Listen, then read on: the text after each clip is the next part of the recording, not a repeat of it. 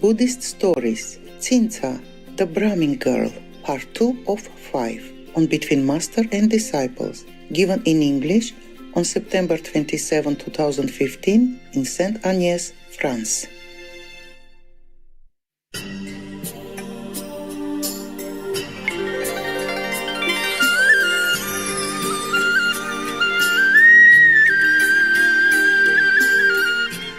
They call her to come because somebody advised them that this woman, if you engage her, you can defame the Buddha, but they also didn't know what to do. So they just called her there, and then she stood there, and they stood there, and they didn't know what to say. So, and finally, she kept asking many times. So they say, okay, do whatever you can to defame the Gautama, the Buddha. So she says she will do it. Woman, clever. Yeah. From that time on, she employed all her skill in the arts of a woman to effect her purpose. When the residents of Savatthi were returning from Jetavana after listening to the Dhamma from the Buddha, she would put on a cloak of red color and bearing perfumes and garlands in her hands, would walk in the direction of Jetavana. Okay? The followers and the disciples of the Buddha were walking from Jetavana to go home. And she, this woman, so-called nun, wearing a red coat, meaning very, very opulent, very eye-catching clothes and perfume and flowers, and decorating makeup herself, was walking opposite direction to Jetavana, understand, to where the Buddha resided. Now you probably understood already what's going on. And then the people, of course, asked her, where are you going at this time of day? She said, what business is it of yours where I'm going? Stay and mind your own business. She didn't even answer. And then she would reply that. And then she would spend the night near Jetavana at the monastery of the sectarians. And early in the following morning, when throngs of lay disciples were coming out of the city for the purpose of rendering the morning greeting to the Buddha, she would wend her way back and re-enter the city. As if she stayed the whole night in Jetavana Park, but she didn't. She stayed in a temple of these sectarian jealous teachers, yeah. So people ask again, where have you spent the night? People ask her. So she say, it's not your business where I spent my night. And then she just left again. So after the lapse of a month and a half, she kept doing like this, yeah.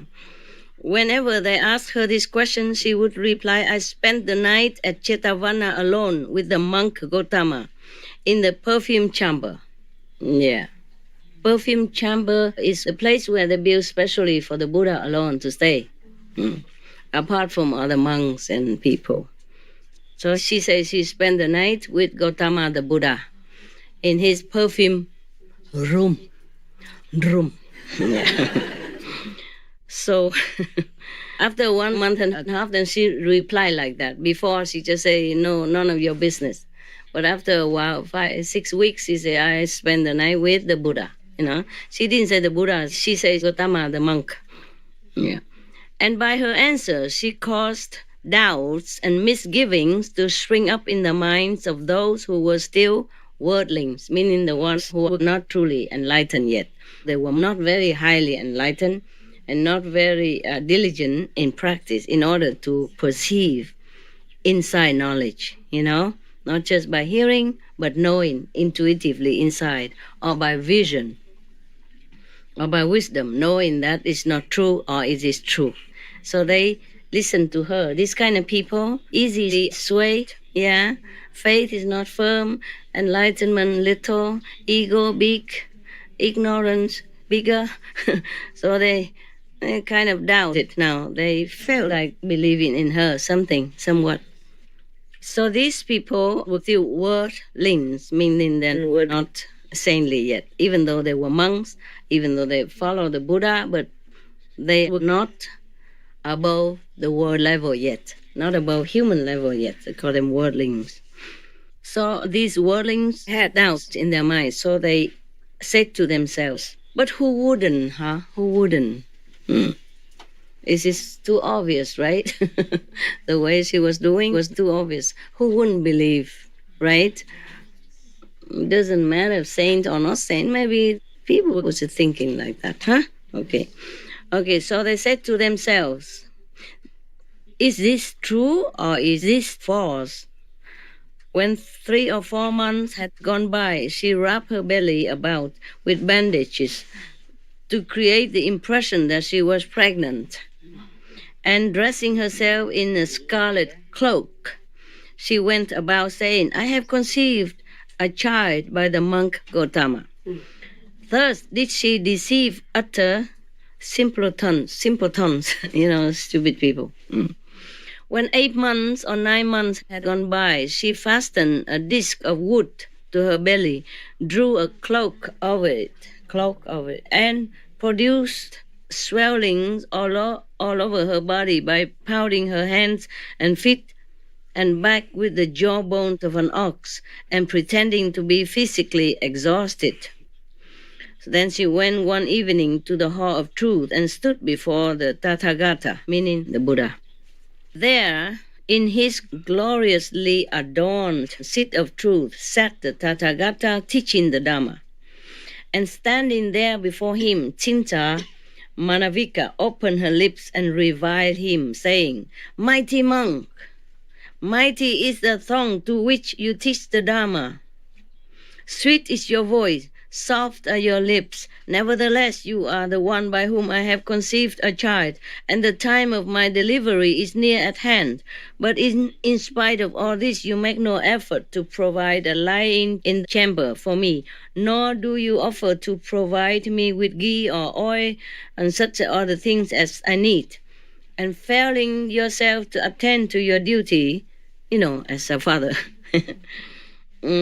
neither do you say to any one of your supporters, the king of Kosala, or Anatapindika, or Visakha, your eminent female disciple, do for this young woman what should be done for her. You never said anything like that.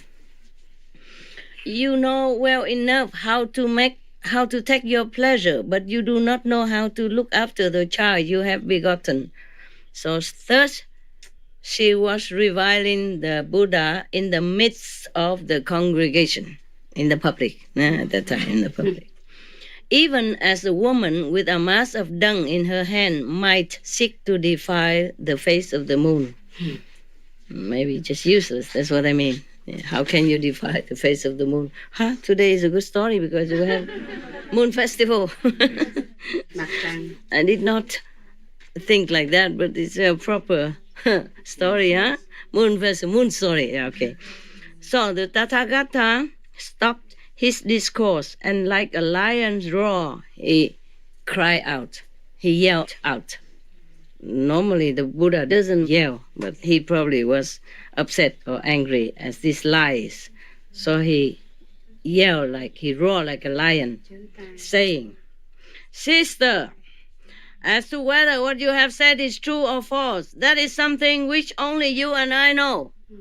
He didn't even deny it. Yeah. But this is the thing, Buddha behavior, they behave like that, very noble.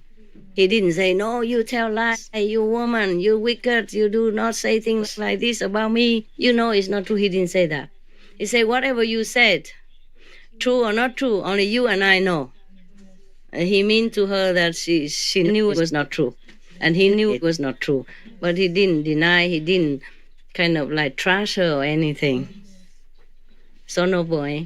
In front of the whole assembly of lay disciples, monks, and nuns, and kings, and everybody. He said nothing like that. So she said, yes, mighty monk, but who is to decide between the truth and the falsehood of what is known only to you and to me? She mean, how can we tell anybody else? Huh? Everybody else should know about that. So at that moment, Sakka, the god, the lord of the 33 gods in the 33 pleasure heaven, his seat suddenly became hot in heaven. It's just a sign of something wrong in the world, some connection with him somehow. So he felt hit it, he sick. So therefore he pondered the cause and became aware of the following. Sinta Manavika is falsely accusing the Tathagata. Tathagata is one of the titles of the Buddha, okay? Yeah, meaning thirst come. So he said to himself, the god Sakka said to himself, I will clear up this matter. So he set out with 4 deities for his assistants from heaven. And these 4 deities, his assistants, turn themselves, stretch your legs, man, stretch. Stretch correctly. Don't worry about the Indian custom with the guru and stretching leg in front of the guru. Nothing. Don't worry about it. I'm not Indian, so you're free. In the Indian custom, you don't stretch you don't put your legs toward the guru. You don't sleep with your legs, your foot toward the guru. You don't sit in the same height seat as the guru. Something like that. But I said, I'm not Indian. I'm not a Mataji in India, so you're free. You stretch your legs wherever you want. Okay? Be comfy, because it's not comfortable sitting long on the floor. I'm sorry, we cannot provide any more than this. Yeah, all right. Okay. And also we age, you and I age. And when we age, the body complains, okay? Quietly, but very loudly. And here is a little bit like humid in this season. So your bones will feel a little trouble. I put two boxes of medicine, small boxes of medicine outside next to the boiler machine. Yes. When you boil your tea, you use it to rub, okay? Yes. You rub whenever you like and then return it there so other people can use it. There's instructions inside, okay? Yes. So Sakka the god, he set forth with his 4 deities, four assistant deities, the heavenly assistants, his secretaries, and his probably his drivers, and his housekeeper, and another sub-secretary or shadow secretary, what they call it in England. Shadow secretary. Sounds not very trustworthy, is it? Yeah. In America, they say vice secretary, but shadow secretary, and even shadow minister. Oh, I thought this is what a name, huh? It sounds dubious, It sounds scary. All right, then. So he went down with the 4 shadow sub-gods, yeah? And then these 4 deities, or devas, or whatever, they change themselves by magic power into mice, rats, okay? And with 1 bite of their teeth, they came down, yeah? They came down from heaven, all the way down to where the Buddha sat, and they turned themselves into mice. And then with 1 bite of their teeth, these little mice severed the cords with which the disc of wood was fastened to the belly of the woman. Yeah. At that moment, the wind blew up the cloak, which was wrapped around her, and the disc of wood fell upon her feet, cutting off the toes of both her feet as well. Okay. Thereupon, the multitude cried out, "A hag is reviling the Supreme Enlightened One." So they spat on her head, and taking clods of earth and sticks in their hands, drove her out of Jetavana, where the Buddha was. The Buddha didn't say anything, but it just happened like that. Yeah. Okay. As she passed out of sight of the Tathagata, the great earth split apart. An abyss opened under her feet, and flames shot up from Avicii hell. Thus she was swallowed up, enveloped, as it were, in a scarlet blanket, such as is presented by a wealthy family, and reborn in the Avicii hell. Avicii hell is a hell that is non-stop punishment. You don't have 1 second of rest. They punish you forever and forever and forever. And it could be a very, very long time, like eternity. And this is called also like a non-stop, non-interrupted hell. One of the non-interrupted hell, meaning whatever punishment they meted out to you, you have it all day long, 24 hours, every second of the day. They make you die, they make you suffer, and then you revive again, and then you live again, and then you continue again and again and again and again. This is the worst hell of all, without any repose in between. This is reserved for the real deep criminals. Understand? The bad, the worst. Yeah. It's not that the Buddha wanted it that way. It's just her karma drew her down there. Not the Buddha. The Buddha never wanted to punish anybody at all. Not even did the Sakka God want that. Just the karma draws people to where they belong. This is terrible to slander the innocent Buddha. Yeah? That's why. Yeah. The slanders who slander normal people, yes, you will also reap punishment, but to slander an enlightened saint, this is the worst you can do to yourself. Yeah. So she went direct immediately with flames, even shooting up to drag her down to the Avicii hell.